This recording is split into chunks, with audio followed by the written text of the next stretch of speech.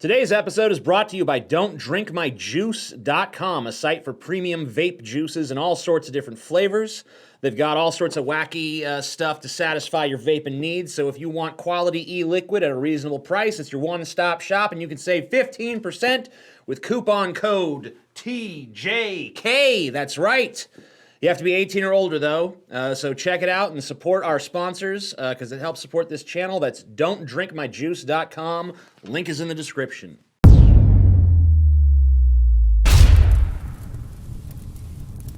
So I've decided to change the name of this show to Triggered. A lot of people suggested things with the word trigger in it, but the comment that really cemented it for me was a comment by Tyrese W. He suggested, "What triggered TJ today?" So Tyrese, write me on Facebook, and once you prove that you're you, I'll send you an Amazon gift card worth $100. I just hope YouTube doesn't have something against the word triggered. You know what? Triggered? Isn't that something that's on guns? We're scared. Take away its advertising. What kind of message would it send if Kingsman ads ran before a video about guns? Can't have that. So anyway, I saw Philip DeFranco the other day raking PewDiePie over the coals because PewDiePie put two syllables together that people don't like and emotionally react to like babies. You know, the syllable "neh" together with the syllable "gur," and that's offensive in any context because context apparently just doesn't fucking matter anymore. They're only words. It's the context that counts. Shut up, my hero, George Carlin. You were wrong on this one. Words hurt. Anyway, that's old news, but something Philip said made me do a little head tilt, little pug head tilt, only not as cute because I'm a fat, disgusting man and not a cute little abomination against nature, you know? He said this. Also, a big point to note is something that Boogie hit on. Many creators are worried that by this story blowing up, we're going to see Adpocalypse 2.0. Because when you look back to when YouTube was having its Adpocalypse, I'm really amazed that he's able to talk about the Adpocalypse like it's something that happened long ago, and we all got a little worried for a minute there, but then it all turned out all right. Maybe that's how it shaped up for Philip, but I don't know anyone else on YouTube who feels like we've emerged from the other end of this rancid muck of shit that YouTube has given us to trudge through. Let me tell you how YouTube used to work. You make content, you put it up. If people like it, you make money. If people don't like it, you get no views and no money. Now that's an oversimplification, but in essence, that was the truth. Make content, get views, get money. Now it's not that anymore. Now it's a clusterfuck of absolutely delirious madness that's impossible to navigate for creators. Let me just give you an example. I was pretty much gone from YouTube during the first half of September. I was moving into my new place and setting up my studio. I took a garage, I built a wall down the middle of it, carpeted the floor, painted the room black, ordered this fancy neon sign and skulls and old phones and shit. I was busy. I was preoccupied. So with the exception of a live stream I did from my laptop and a response video I did to White Turkey Speaks, I was totally gone throughout September. You know what happened when I was gone? Subscriber growth. I even had days where I got over 1,000 subscribers. But now that I'm posting regular content again, oops, subscriber loss. So my channel can only grow when it's inactive. Okay, that's a fucking paradox. You could stare at that magic eye all day. You're never gonna see the fucking sailboat, okay? That was a Mallrats reference for you fucking fans of early Kevin Smith material. I can't say pissed in a video title without the video being instantly demonetized. Hell, I can't figure out what I can say that won't get me demonetized. Talking about current events, demonetized. Controversial opinion, demonetized. Video that seems like it's totally fine, but for some reason isn't, demonetized. My last video got demonetized actually for a copyright strike against the BBC for that ridiculous non-binary gender video that we watched. And I didn't really care until I realized that it being demonetized also meant YouTube would bury it. So even though it got a like ratio of 98%, it's way underperforming compared to the 2 episodes that came before it. Now, I don't want to burden you guys with my problems all day, because I know you got problems of your own, but I just want you to know that dealing with YouTube has become like being lodged between 2 big dicks. If you try to escape one, you're just pushing into the other, and the more you struggle, the more you're just getting fucked from both sides. I'm working on a solution to the numerous roadblocks that YouTube is putting in my path, but I haven't found it yet. and I'm not alone in this, tons of other YouTubers I've talked to are in the same boat, and we're all just trying to figure out how to keep making this work when the fucking platform, I mean, can you imagine? It's like if you're a stage performer, you go out on stage, and the stage itself is like designed to fucking ruin you. It's shaking, there's fucking demons, maybe the floor opens up and there's a fucking tunnel leading straight to hell, I don't know. One thing you can do to help me out is just a little as $1 a month through Patreon or vid.me. So basically for $12 a year, I'll work my ass off to make entertainment for you guys. And if you can't help or you just don't fucking want to, I'll do it for free because I'm a fucking class act. Whew, anyway, I just had to get that off my chest, and now that it is, we can make fun of Mark Dice a little. Mark Dice has got a nice big following on YouTube and Twitter. He routinely gets around 250,000 views on his pretty much daily uploads, and I'm sure he's doing a lot of things right, but intellectual honesty certainly isn't one of them. Just look at this Twitter post. He posted this little conservative meme in response to one of Trump's tweets. Notice the difference, it says, and it shows Obama putting a medal on Ellen DeGeneres, who is labeled talk show host.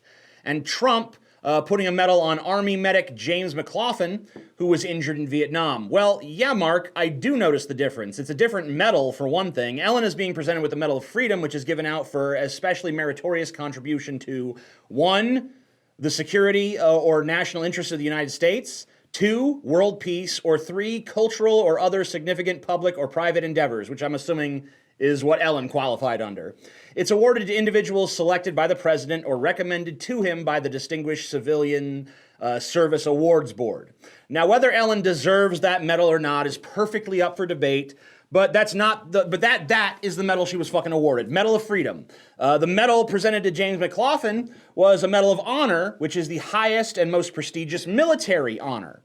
Did Obama never give any of those out? Actually, he gave out 52 of them. And he gave them out to members of the military, by the way, not talk show hosts, okay? Obama gave them out to military members like you're supposed to, like what they're for. The person who made this meme, which probably wasn't Mark Dice, had to have known all of this. They even went through the trouble of making sure Ellen's medal was more blocked so that no one could see that the equivalency being made there is fucking false. It's not the same medal. Mark, you can believe whatever you want to believe. You can have whatever political views you want. I'm not trying in any way to tell you that you can't do that. All I'm telling you is don't be dishonest about it. Don't mislead people so you can get a few extra likes. Those likes are not worth your integrity. I promise you that. Then again, you're kicking my ass in views, so what do I know? So after Trump tweeted that any athlete who doesn't stand for the national anthem and pay weird tribute to our national theme song should be fired, a bunch of NFL players responded by taking a knee just to make a statement about their right to do so.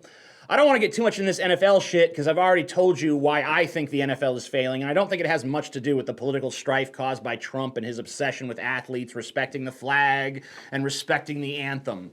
A symbolic issue for what George Carlin might have called a symbol-minded public. But never fear, snowflakes of the right. There's still one sport that respects America. Driving tediously round and round in a circle. That's right, NASCAR says it'll fire any player, I guess they're not players, any driver that kneels for the anthem. Why would that even happen? NASCAR drivers are white rednecks. The only thing they've got to protest is, I don't know, a tax on chewing tobacco. By the way, Dale Earnhardt Jr. says he supports the right to peaceful protest. So in your face, rednecks, your redneck god is a Judas that has taken the side of the Constitution over your precious little feelings.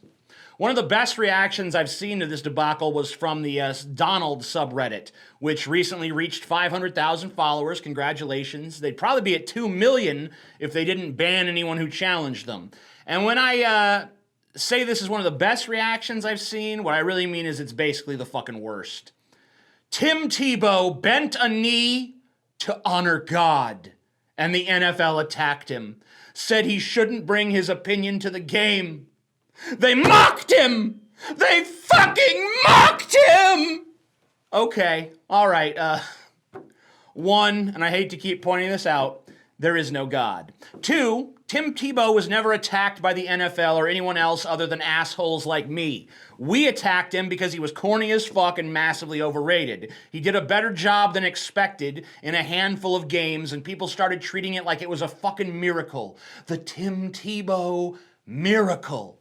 He became a media darling with tons of fans who liked him more for his in-your-face Christianity than for his football talent, which was minimal. Negligible in comparison to other talents in the league. I'm not saying everyone loves him. I'm not saying everyone hates him. Because people like me, we thought he was corny piece of shit, and people who like Tim Tebow or just think he's great. But that was not the majority opinion was the other opinion. My people, the assholes, the cynics, the fucking shitheads, we were in the minority. And he was never attacked by the NFL. If I'm wrong about that, show me something to prove it, because I looked, I can't find any instance of Roger Goodell being like, Tim Tebow is a fucking cock-sucking faggot piece of shit, needs to keep his proselytizing off my football field. Couldn't find it. I think it doesn't exist. But if it does, let me know. Anyway, like I said earlier in this video, if you want to help support this channel, you can fucking do so on Patreon. You can do so on vid.me. You can do so by buying one of my fine t-shirts available in the links down below. If you have anything that pisses you off or anything you'd like to see covered on this show, you can send it to my Facebook. You can send it to my Twitter. And all my social media is down there as well. I'm TJ Kirk. See you next fucking time. Peace the fuck out.